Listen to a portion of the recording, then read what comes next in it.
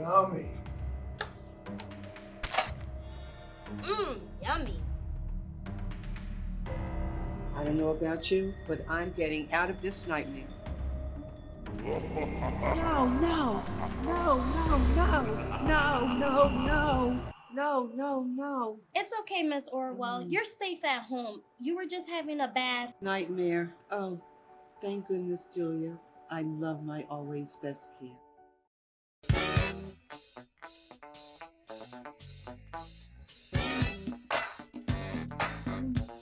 Did you know he'll help you understand? Did you know always a right hand man? Did you know he's gonna make it clear? Did you know? Come on, listen here. Did you know? Hello and welcome to the Did You Know Show. My name is Brian Green, and today's show is being brought to you by Always Best Care Senior Services. We provide in-home care primarily to seniors, but if you're somebody that has had a hip, a knee replacement, a back injury, if you're recovering from a stroke or battling cancer, please think about Always Best Care first. We're the agency that never ever sleeps. You can check us out at teamgreenabc.com. The Did You Know Show is centered around connecting people to home, community, and business resources that you ordinarily wouldn't know about. And today we're going to learn as much as we can in a little bit of time about the Marian Anderson House and Museum. That's where we're sitting at right now, and I'm sitting with the executive director, this regal personality, this lady that's full of life, Miss Jillian Patricia Pertel is an American stage and opera artist with her roots in Philadelphia. Jillian received her formal training from the High School of Creative and Performing Arts. During that time, Jillian was introduced to the life and legacy of the great Marian Anderson and was selected by the founder of the Marian Anderson Museum and Historical Society, Lady Bianca Burton Lyles, to become a National Marian Anderson Scholar Artist. Jillian received her BFA degree in musical theater and operatic performance from the University of Arts in 2004. Jillian also holds a degree in history and is a licensed historian with the state of Pennsylvania.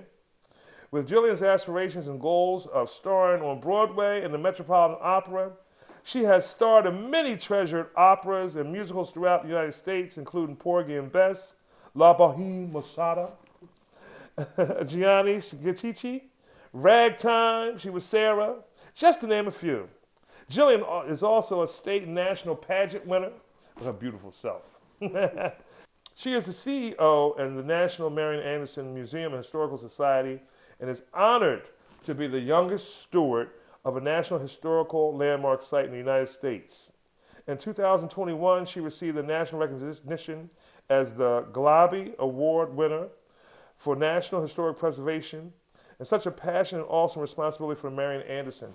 I could go on with her biography for many more minutes, but I don't want to take the zest out of her because she's a regal personality, and you will see it in just a minute. Without further ado, it is my esteemed pleasure to meet her in person because I had her on the radio show, y'all, but I have her today. I'm sitting here now at the Marian Anderson Theater. Welcome to the show. How you doing today? Good morning, Dr. Green. Thank you so much for having me. I'm so honored to be here on Did You Know? Oh, wow. So let's just start it off. Tell us about where we are. Tell us where we're sitting. Tell us about the history behind where we are. Right now, we are in a National Historical Landmark. It was Marian Anderson's home. Oh, wow. This great building was constructed in 1857. Okay. Marian Anderson purchased it in 1924 for $4,000 while coming off of her first United States Midway Tour experience with then accompanist and manager William Billy King. And what you see here is 3 historic floors of great treasure, of learning of the life, the legacy of our great lady from Philadelphia, Marian Anderson. This place holds some of the dearest and most significant moments, not only in Marian Anderson's life, but in Philadelphia history, in music history, and our nation's history. Wow. So when we talk about her being from Philly, she was from Philly, y'all. Where did she start? Where did she end up? You know, let's I guess go through some of the highlight points of her life. I mean, obviously, if you can imagine, from a historical standpoint, what the oppression was for black people or people of color, your preference and how we relate to that time period, you can definitely imagine the triumphs that she overcame in that time period as a black woman. But, what was her coming to be? You tell, I'd love to hear you tell that story. So Marian Anderson was born February 27th, 1897, here in the cobblestone streets of Philadelphia. And during that time, it was a home birth. African Americans were not given admission to the oldest hospital in the United States, Pennsylvania Hospital, because of the color of our skin. Okay. So the fact that we even have Marian Anderson's birth certificate record here to date is quite a remarkable thing, and wonderful that Marian Anderson kept it in her life and collection so that we will have that story to tell. But Marian Anderson's parents always said that she came into the world with a shout. So they knew that her voice was going to be used for something. And she began singing at the historic Union Baptist Church at age 6 years old. She had a voice going from baritone to soprano. So the vocal master, yes, the choir director, he wanted to have her voice anywhere he could fit her in when there was an open slot needed for whatever voice part. And from that, it grew. The community began to know who Marian Anderson was. She was singing all across not just churches, but civic engagements. She was singing at Music Fund Hall, which was a historic performing arts space here in Philadelphia, at 10th and Locust Street. She was singing all over. And the recognition of someone so young came to be a little bit of wildfire. It wasn't until Marian Anderson's father succumbed to a horrible disaster at the Reading terminal where he worked 4 jobs, and he was struck on the head, and he with a steel beam. Oh, wow. And he wasn't given admission to Pennsylvania Hospital, so he succumbed to his injuries and passed away a few days before Christmas. He left Marian Anderson, who was the oldest child, and her 2 sisters and her mother without a loving father and husband and a devoted provider and shepherd of the family. So Marian Anderson decided that she would step up, and being the oldest child, tried to help her mother, help the family. And that sort of, I won't say delayed her music elevation, but it complicated it because she had to do multiple things at once. Not because she was forced to, but because she felt, as she said, duty bound and an obligation to want to help her family and help her mother and do more. So that life was a hard life here in Philadelphia during the times of the 1900s, early 19-teens and 1920s. By the time Marian Anderson was ready to graduate from South Philadelphia High School for Girls, she had begun to have a vocal reputation, not just in the black community, but it began to expand. And her principal noted that she had such a remarkable talent. She introduced her to Marian Anderson's first serious professional vocal coach, and his name was Mr. Giuseppe Boghetti. Oh, wow. And when she ran into that interaction and was introduced to him, her music ability, her music education, and her track and path become a music artist took on a new level.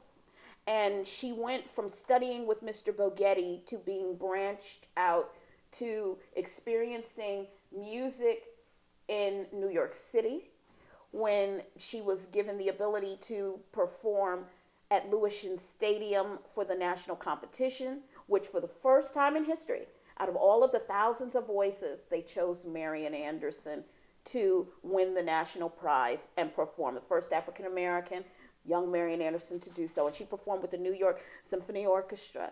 And it was moments like that, little moments upon moments, that led to the starts of what the makings of her music and life and career would be. And this is during the time of Jim Crow, legalized segregation in the United States. So when she went on her first United States Midway tour experience, and she was working with William Billy King, and he had all of these contacts across the United States. So he wrote to these theaters and these churches, these universities, and he told them, I have a new voice, the voice of our generation. But in order to hear her, Miss Anderson won't perform for anything less than $100. He was negotiating more money than she had previously and the family had had and seen. performing 3 or 4 different times in these cities and locations, she was able to save up, minus expenses, the $4,000 that it would take to purchase this house in 1924. And I can't begin to tell you what an accomplishment that was for her in her life. She was able to give herself, her mother, most importantly, and her sisters the home they had never had. Before that, they were living in a one-room that her father rented at 1833 Webster Street. When her father passed away, they moved in with her grandmother and grandfather, and all of her father's siblings still lived there, and their families and children. It was a crowded space.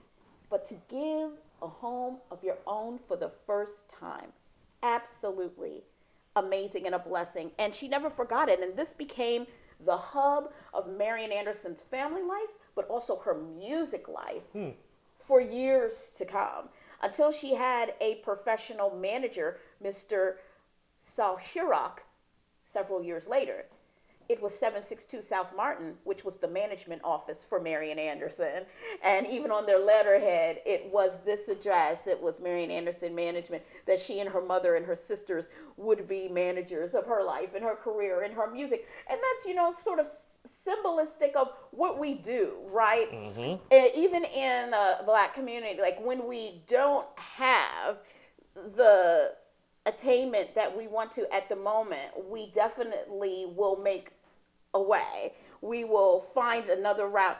And I love the fact that Marian Anderson and her mother and her sisters felt, we can do this, and we'll have this be the hub at home for your music life and representation, and it'll work. And it did for several years, and they worked together to build Marian Anderson up. And she always took care of them. She took care of her mother. She took care of her siblings. And when Marian Anderson could afford it, because she made a promise when she was a little girl after her father died, Marian Anderson's mother had to go down to the John Wanamaker department store, and she became the domestic cleaning woman of Wanamaker's. And for the Wanamaker family. And Marian Anderson always took that to heart. And she said, when I can afford it, I'm going to retire my mother so she won't have to do that and won't have to live that life. And she can live a life in comfort. And in 1932, when Marian Anderson returned from her first European educational tour experience, the first thing she did was contact her mother's manager at Wanamaker's and say, my mother won't be coming into work anymore.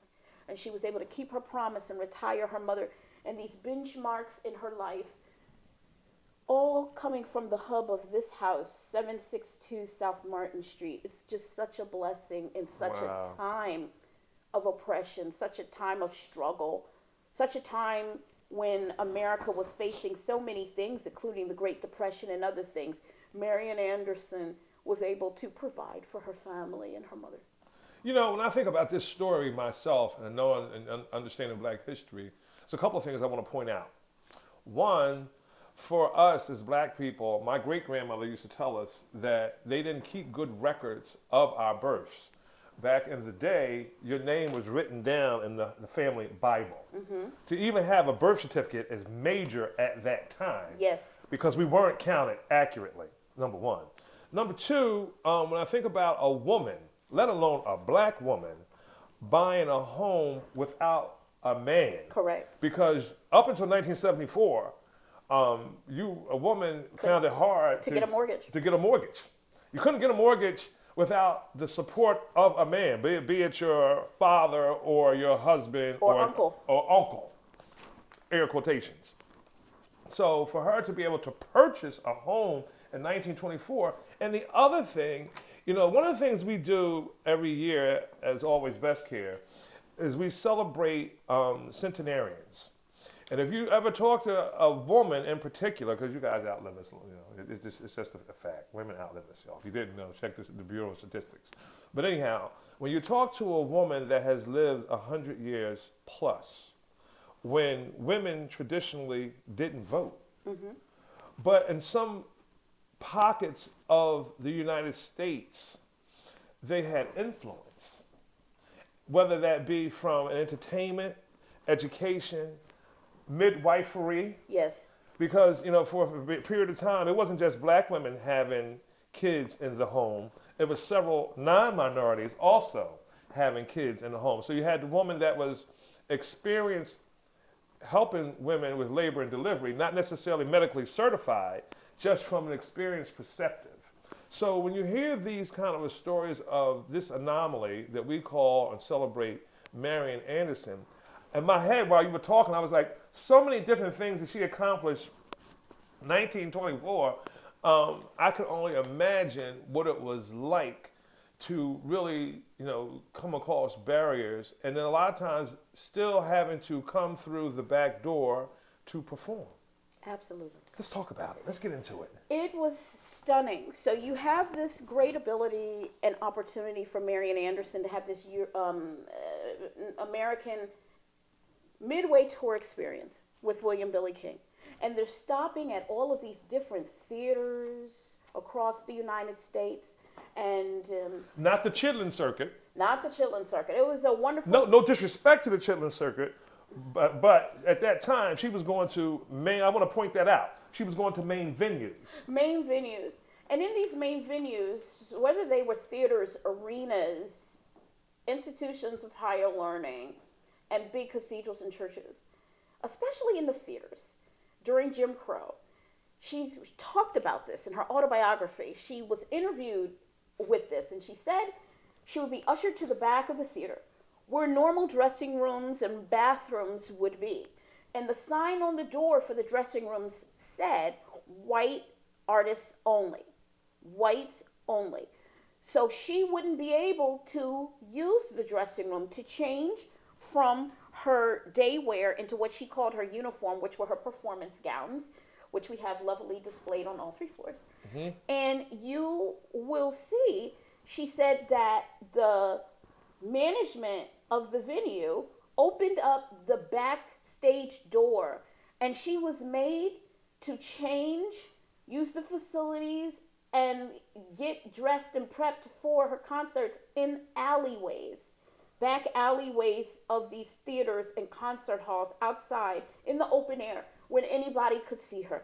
And how demeaning, how sad and how awful. And then she would be expected to walk into these theaters on stage and perform flawlessly. She could not sit in the front of the trains traveling. She couldn't eat in the club cars.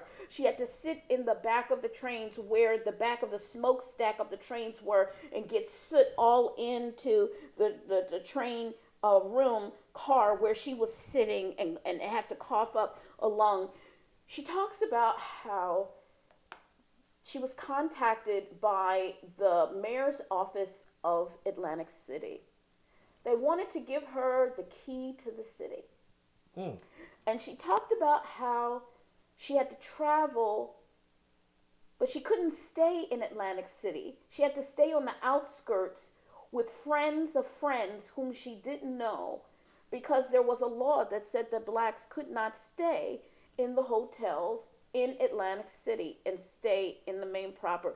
So in her acceptance speech, which she graciously accepted this big, beautiful gold key from the mayor, she describes how she feels as an American and a human artist and not being able to stay in the city that she's receiving the key from because of the color of her skin.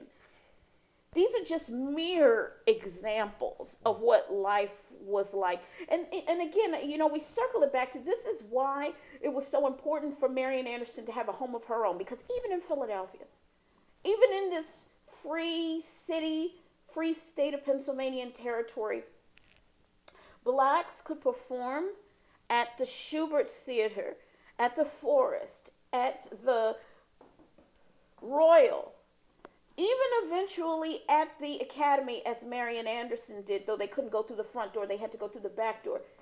They wouldn't be able to get restaurant seating, open table seating in the restaurants in Philadelphia. They wouldn't be able to stay in the hotels except for the Divine Lorraine and the Drake.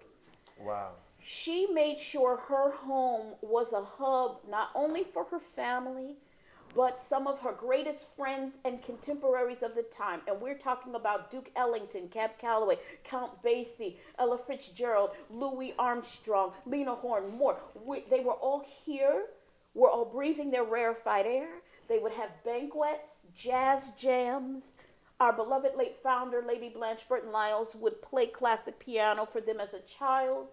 And it was the heart of Marian Anderson, which was 10 miles long, that opened up her life during a time of oppression for those who were just as oppressed as she.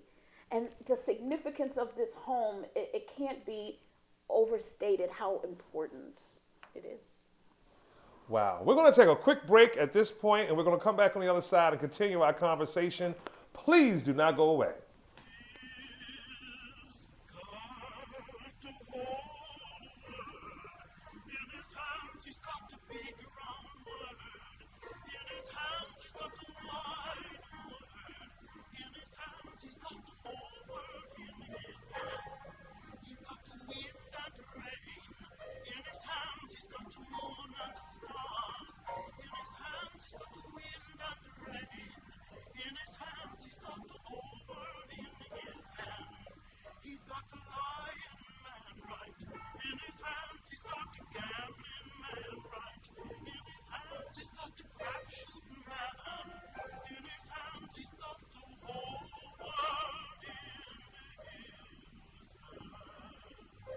Did you know?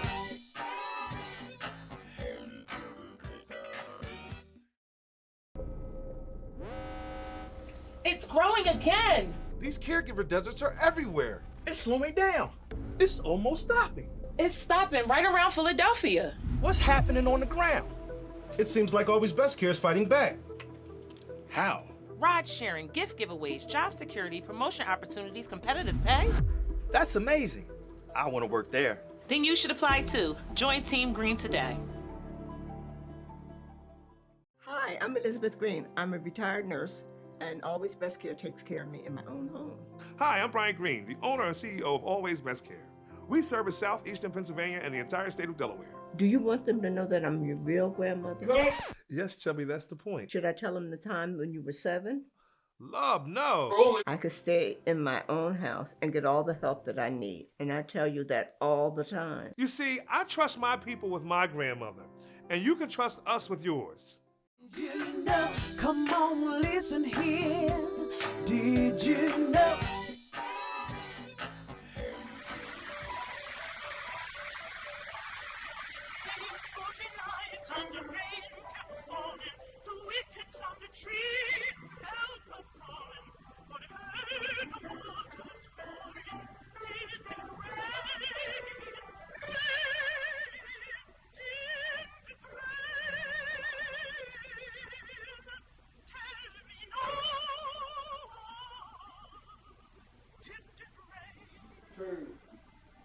Welcome back to the Did You Know Show. I want to remind our viewers that you can check me out on Classics 107.9, 8:30 on Saturdays. The Did You Know Show is also on the radio, and we're just having a time. The Did You Know Show, again, is centered around connecting people to home, community, and business resources ordinarily that you wouldn't know about. And today I'm sitting here talking to Miss Jillian, who is breaking it on down about Marian Anderson. And right now, I want to get into the first. You know, when you talk about Marian Anderson, let's talk about the first. Absolutely. Marian Anderson was the first of so many things, not just for her as an African-American woman, but for Philadelphia and for the nation as well. One of the things that made her the first was so significant.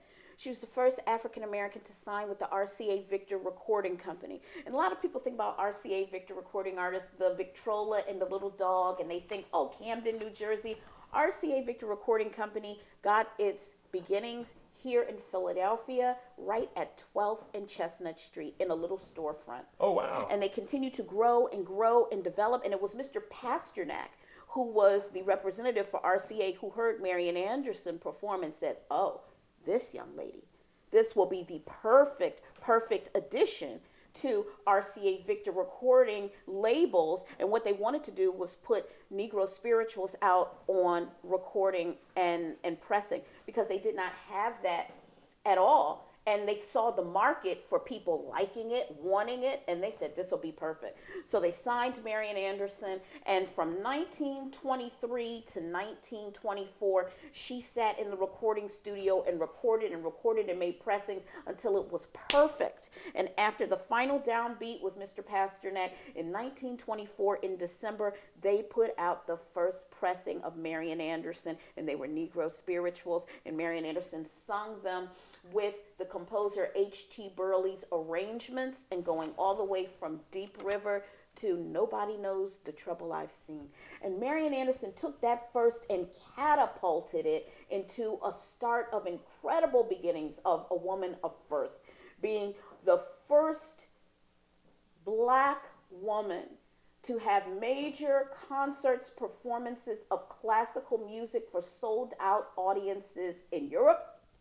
By the time we make it to 1938, Marian Anderson is the highest paid African American artist in the United States, making over $258,000 a year, now $5.3 million a year. Marian Anderson didn't sit on that money. She continued over and over again to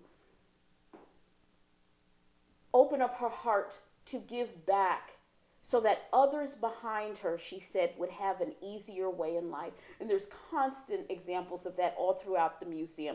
But being the highest paid artist wasn't the last first of Marian Anderson. In 1939, Mr. Shao Hurok, her manager, the great impresario, wanted to have a concert where she would be reintroduced to the American public after having such European success, and saying that we will have a concert where the East will meet the West. They wanted to have it in Washington, D.C., wanted to be held at Constitution Hall, co-sponsored by Howard University.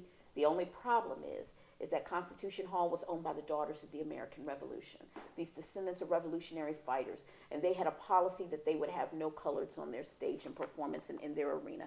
So they decided that Marian Anderson was going to be a no-go. And it would appear that Marian Anderson felt she would never be accepted in the country of her birth, in a country that she loved but didn't love her back. But if it were not for the Lord sending other angels into her life, and we're talking about people like the national president of the NAACP, Mr. Walter White, Mr. Harold Ickes, the conservator of the United States Department of the Interior, those who went on the picket lines that were part of the teachers union in Washington, D.C. and went on strike, the women's African American movement for suffragettes, because they were black suffragettes all across the United States. Right. And then it was Miss Eleanor Roosevelt, our first lady of the United States. She was an honorary member of the DAR, and when she heard about what the organization had done, she said she could never be a part of an organization that would discriminate against anyone for any reason. So she seceded from the DAR. She contacted Marian Anderson here at this house. She invited Marian Anderson and her mother to the White House. Marian Anderson became the first African American to perform at the White House. She was the first African American to receive the Liberty Medals of Freedom. And then on a chilly Easter Sunday, because of the great planning of our First Lady Eleanor Roosevelt, the White House, Mr. Harold Ickes, Mr. Walter White, between the two pools of the Lincoln Memorial, they said, the American public's going to hear Marian Anderson's voice. And a moment of racism will be turned into a moment of opportunity under, they said, God's great stage and sky. And on April 9th, 1939, Marian Anderson gave the first open outdoor concert in the United States.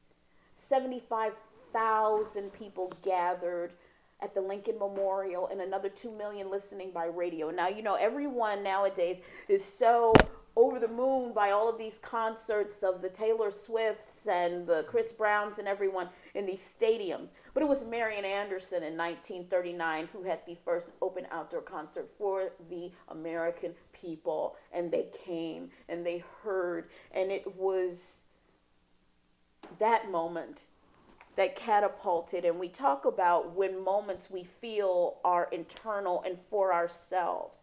That day, in the audience, in the crowd, was a young Martin Luther King Jr. He's 11 years old. He's with his mother and his father. He hears Marian Anderson sing, "My country, 'tis of thee, sweet land of liberty, to thee we sing." And he says tears streamed down his face. She changed the words from I to we that day, would eventually record the same. And there was a statewide essay contest. And he wrote about that day for a statewide essay contest, and he won.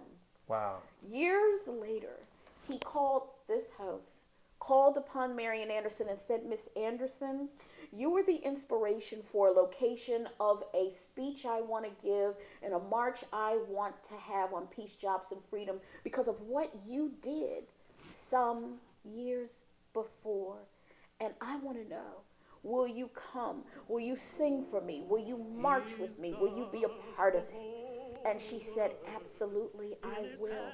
And in 1963, in August, Marian Anderson went back to that location, which she had been in 1939 and then sometimes after. But that moment that she had brought her to another moment in our American history, and he called her the mother of the civil rights movement, and it led to bigger movements and legislation and opportunity for freedom for all in America. But Marian Anderson didn't stop there. She was the first African American to perform at inaugurations, multiple inaugurations under different presidents. She was the first African American to perform at the Metropolitan Opera, doing so in major casts, Una Bara in Mascara, the masked ball. She played Eurisha, the Oracle, even to bomb threats at the Metropolitan because people didn't want to see a black performer on the stage. Marian Anderson was the first American, not just African American, to be a United States ambassador representing our country under two different sitting presidents, representing the United States in the United Nations to the continent of Africa and the continent of Asia. Marian Anderson was a woman of firsts, of many firsts. One thing she will tell you, though, was that something that made her the most proud was when she received, and this is another thing, she holds the record for having the most honorary degrees and honors in the United States, 44. Wow, I didn't know that. She said when she received the Bach Award from the Bach Family Foundation in 1940, she took that award and that prize of $10,000 and she started the Marian Anderson Scholar Artist Program to give artists who would be coming behind her the ability to get what she was not given, which was the opportunity to have an education in music here in the United States, here in her city of Philadelphia, because she tried to apply to the Philadelphia Academy of Music and Arts, which would eventually become the University of the Arts. And when she gave her application, they said they would never accept any color toward the application in her face. She had to go to Europe to get a music education from a scholarship that she received from Washington State, a foundation there. It was Marian Anderson's wish that these young artists would come behind her and have an easier way to cultivate their talent, their ability, their time, their study, and not have to endure what she went through. And what a blessing it is that after such time and care, you have artists like our historic and beloved late founder, Marian Anderson's mentee, Blanche Henrietta Burton Lyles.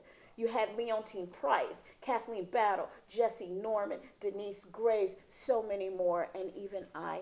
It is a blessing that it still goes on to this day. Our Scholar Artist Program continues, our Arts Empowerment Program for children, and we want to continue the legacy. We have a season of concerts, performances, and shows that we do. Something's coming up. But first of all, before you go there, and this is impromptu, this is TV. I wasn't going to do it, but you know I'm going to ask you to. Just recently, I stalk you on Facebook. Okay. I stalk her on Facebook. I'm sorry, I just do. I gotta admit it. But this woman that we're looking at right here can absolutely blow. She can sing her face off. And you sung at where? It was the Naval. Explain, break that down, and why did you do it? Yes. So we are coming upon some very historic moments in the United States. One of them being, it is the 250th anniversary of the creation and foundations of our United States Navy and Marines. 250 years ago at Tunn's Tavern here in Philadelphia, it was the leadership of people like Admiral Barry. You know, if you've heard of the Commodore Barry Bridge, named after him. Right. And those who felt that our United States needed such great unified military forces. And we are 250 years out of that, and we're celebrating it to lead into the semi-quincentennial, which is 250 years coming up in 2026. So the Navy this past week celebrated 250 years of being the United States Navy here in its birthplace, Philadelphia. And I was really delighted that representing Marian Anderson and all of the support that she gave for the United States military, the United States Navy. She loved serving in her capacity as a sponsor and a artist, our United States military, our armed forces, and our Navy. And with that in mind, I was able to contribute to these historic ceremonies. I sang at the opening ceremonies at the Navy Yard in the passing of the ship's parade. I sang at the ceremonies that happened at the Cherry Street Pier for innovation for the Navy and what's coming ahead technology-wise for our Navy. And then also the beautiful Naval Gala and Ball that happened to honor 250 years of the Navy at the Constitution Center in Philadelphia. And just a really historic moment to let people know, and so many people didn't know, Marian Anderson's contribution to that. So important, and I'm grateful to have been a part of the moment. So I'm going to let you catch your breath, because what I'm going to do is I'm going to ask everybody that's viewing this to look at the bottom of your screen so that you can make a donation to the Marian Anderson Historical Museum. But I'm going to ask and pray that she'll say yes, that if she could just give us a little piece, she being Jillian. And I just want you to know this preservation is just so important, and it's my call to action. If you can just look at your screen and make a donation, we would be in your debt. But if you don't mind, if you would just give us a little piece of it, please. I want Jesus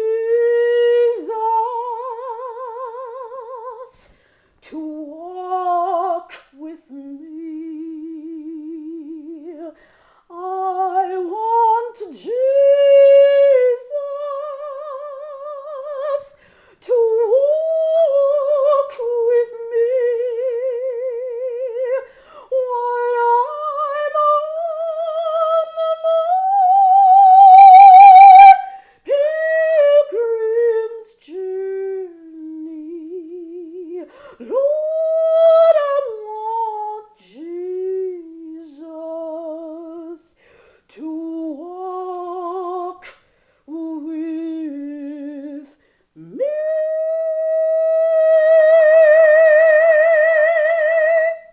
Wow. We are going to take a break on that note, and we're going to come back and finish up the show. Please do not go away. You know.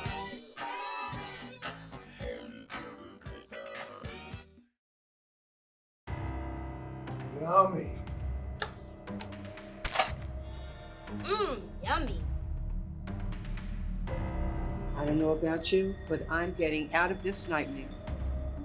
No, no, no, no, no, no, no, no, no, no. It's okay, Miss Orwell. You're safe at home. You were just having a bad Nightmare. Oh, thank goodness, Julia. I love my always best care. When it's time for your loved one to move into a new home, it's tough to know where to find answers, and you may end up in a web of defeat. Don't worry, we can help. At Always Best Care, we understand your needs, and our trained experts can arrange senior living community tours, provide guidance on care, budgetary considerations, and help educate you on the amenities of each location. Think of us as your complimentary personal concierge service. So when it's time to find a new home for your loved one, we make it easy for you to focus on what's really important. Contact us today. Did you know? Come on, listen here. Did you know? Welcome back to the Did You Know Show. How did you like that before we went to break? You know, when we do these shows, I often have the outtakes. I wish I could show you the outtakes and what we talk about and those kind of things. But one of the things I forgot that we're going to talk about now is, you know, the people that follow my radio and TV show know that I'm a proud member of Omega Psi Phi Fraternity Incorporated, New Side Chapter, which is down at Virginia State, where I pledged so many years ago. But I also am financial life member and so forth. What I did not know until I talked to Jillian was that Marian Anderson was married to a man of Omega. Tell us about it. Absolutely. One of the things that Marian Anderson took great pride in was the love that she received from the Divine Nine.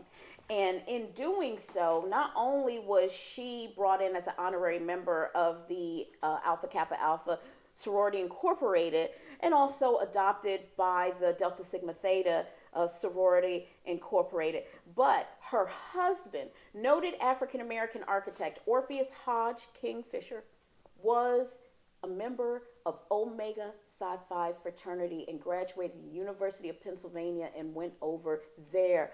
And to know that they embraced that brotherhood and sisterhood, that the Omega men were a part of Orpheus Kingfisher's life for years and years and years, and supported Marian Anderson's efforts as an artist, as a humanitarian. It is amazing. We have photographs in our archives and letters and so many things when Omega Psi Phi fraternity stepped up, stepped in, supported, and did. And it's an amazing thing to see when such incredibly historic organizations like the Divine Nine come together for a selected purpose of positivity, upliftment. And that's exactly what Omega Psi Phi did for Orpheus Hodge Kingfisher and his lovely bride, Marian Anderson. And it is my hope, my sincere wish, that Omega Psi Phi will yet again come forth and be a beacon of light and a support for Marian Anderson's historical museum and national historical landmark. Well, you got one Omega man here that's going to sign on to that. We can check the box for at least one of us. So as we wind the show down, let's talk about upcoming events and how, again, you know, of course, you know, you can support the Marian Anderson Historical Museum, but in terms of events that you just had and events that are coming up, how can people get involved and find out about it? Absolutely. We have a season of concerts, performances, and shows that we do every year and have been doing for the last 30, almost 31 years. And every year you can get involved, whether it's our concert series, and our next concert event is going to take place. We're going to be performing many of our voices and vocalists, the Historic Messiah concert event. And this is a wonderful annual historic event that takes place every year on the Avenue of the Arts at the historic Tinley Temple United Methodist Church. You can also see us ring out the year with the spirit of the holiday season with our holiday and Christmas concert, Joy. And Joy is going to take place on December the 20th, Saturday, 6 p.m., a beautiful ceremony, concert, and event. And that's going to be at the Historic Settlement Music Institution. And that's at 4th and Queen in Old City. So this is an event that you don't want to miss. And then we're looking ahead because we have so many events that are coming up. We're going to open the new year as we celebrate America 250 and the semi-quincentennial with our brand new exhibit, powerful indeed, Marian the American Story. Oh, wow. And how we are going to shed a light on Marian Anderson's life, the history of this country, the pivotal role that she played in its historic makings is just going to blow your mind. From the performance gowns to the letters to the music to everything about this historic woman you will see in this amazing exhibit. Our performances that we're going to have, it's going to blow your mind. We're going to do a spiritual concert called Ain't That Good News. Amazing. We're going to give a love letter to Marian Anderson. There were so many composers and African-American composers that wrote music for Marian Anderson. Many have been locked away in the archive. They haven't seen them. We're going to do a tribute to that concert for Marian. Of course, we can't forget about our America 250 concert, The Sound of Liberty. It's going to be beautiful. Talk about celebrating America's music, the Great American Songbook. So many things that Marian Anderson loved and affected her life, and other musicians and artists that she loved and were friends with that we talked about before, like Duke Ellington and more. It is going to be amazing. Some things that I haven't even begun to uncover yet. We're honoring people. We're doing incredible things to celebrate their lives and legacy. And how about this amazing man here, Dr. Green? He needs to be celebrated too, so he is on the list for celebration, because historically, if we do not champion those who are doing the work and who are pushing us forward, we won't be able to have a furthermore in a future. So there's so much to do, so much for you to be a part of. Not just that, our lecture series, we do lecture series on Marian Anderson's life and history and American history, our history. You can be a part of all of these things. Join us today. Get your subscriptions, get in for your mailing lists. Make sure you become a member of the Marian Anderson Museum. Only your help, your donations are the ones that are going to be around to help us for generations to come. Our future, our history, and you've seen what goes on, is under attack. We can only rely and count on us coming together, supporting one another, making sure that America 250 doesn't stop at 250, but goes on for centuries to come. And this great American experiment that we call the United States of America is only possible when we work together. And I'm encouraging you, I am pleading with you, please support this National Historical Landmark, this cultural arts institution, this nonprofit organization, the Marian Anderson Museum and Historical Society. You can call our office today. You see the information is there provided for you, our telephone number, our website, our address. Come, help, support, be a part of the legacy and the life. Dr. Green, thank you for taking the opportunity to open your heart and your doors and your platform for our great Marian Anderson.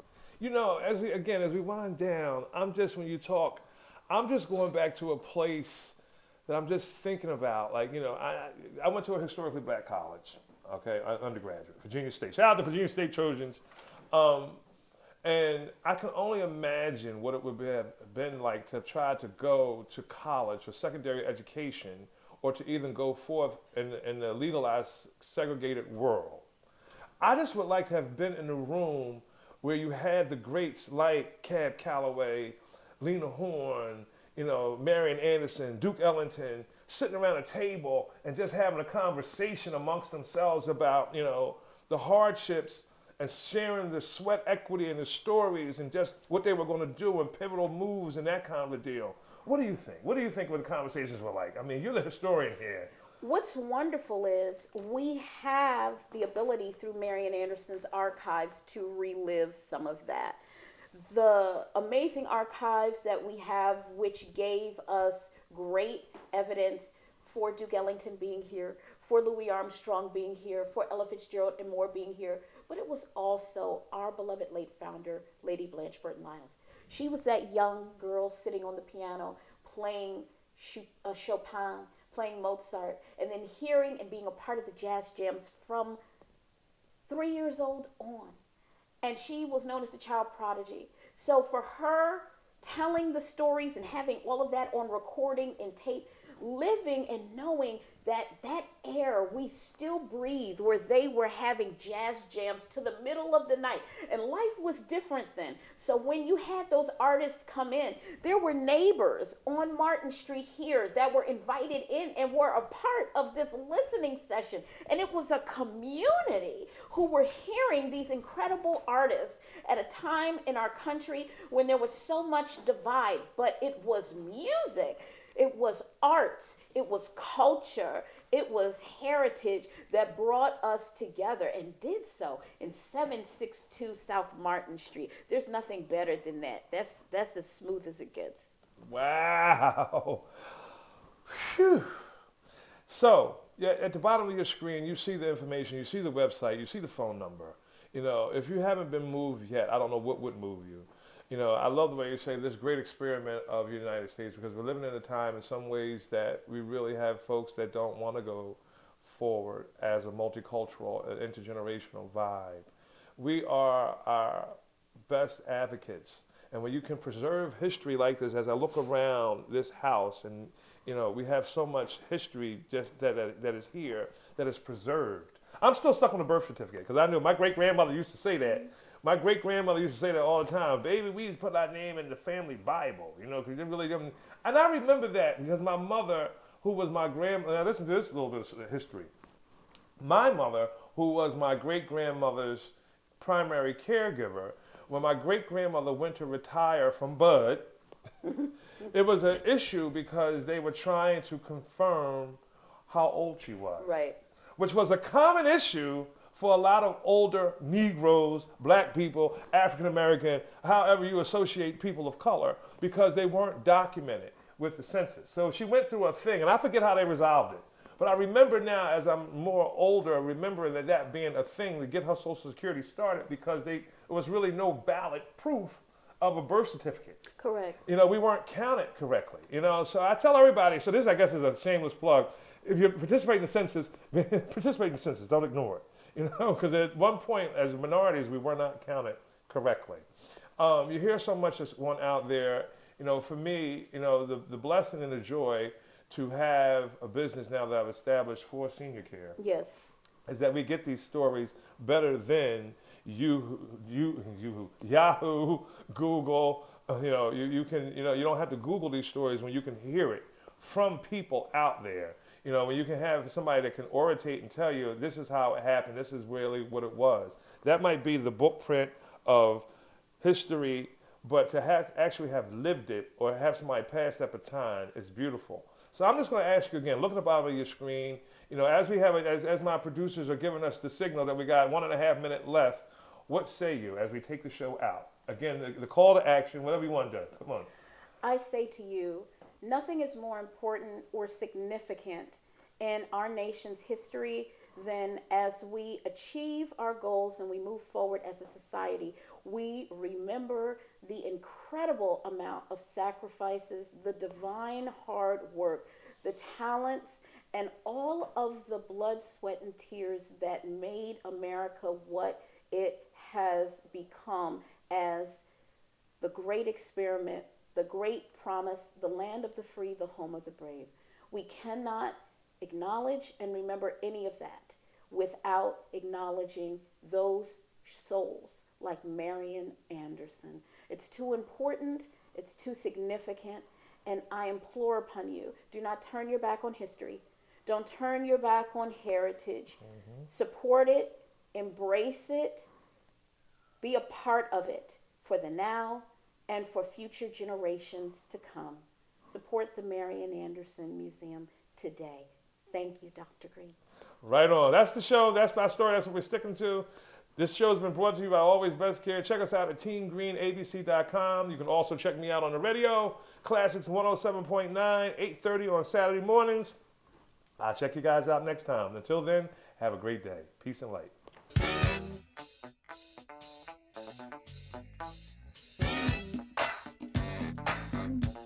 Did you know he'll help you understand? Did you know always a right-hand man? Did you know he's gonna make it clear? Did you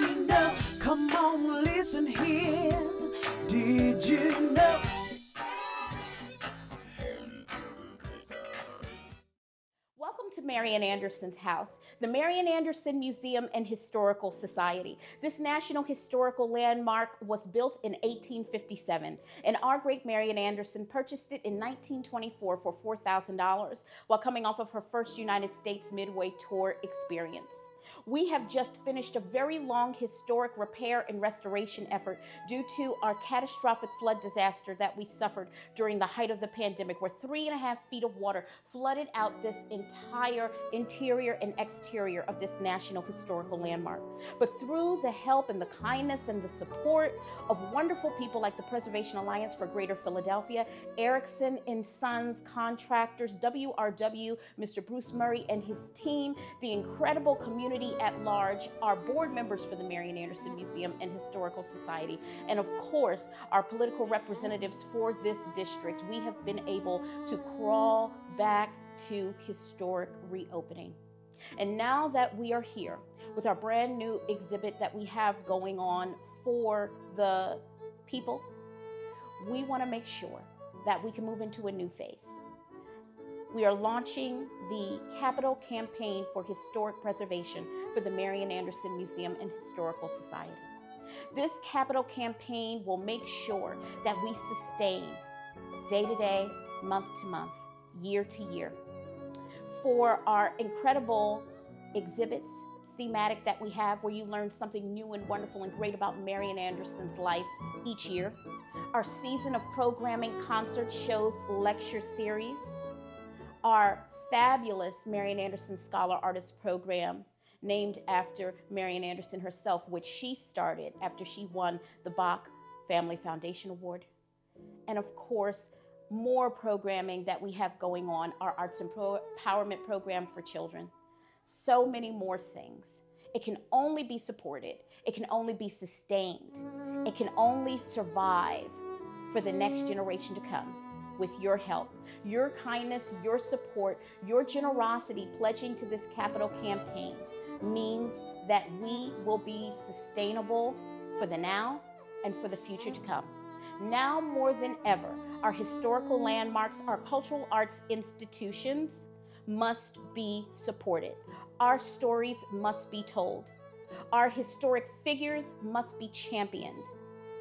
If we do not preserve and protect their history, our children and our children's children will not know their greatness and how they were a part of the fabric of our nation and its makings and buildings.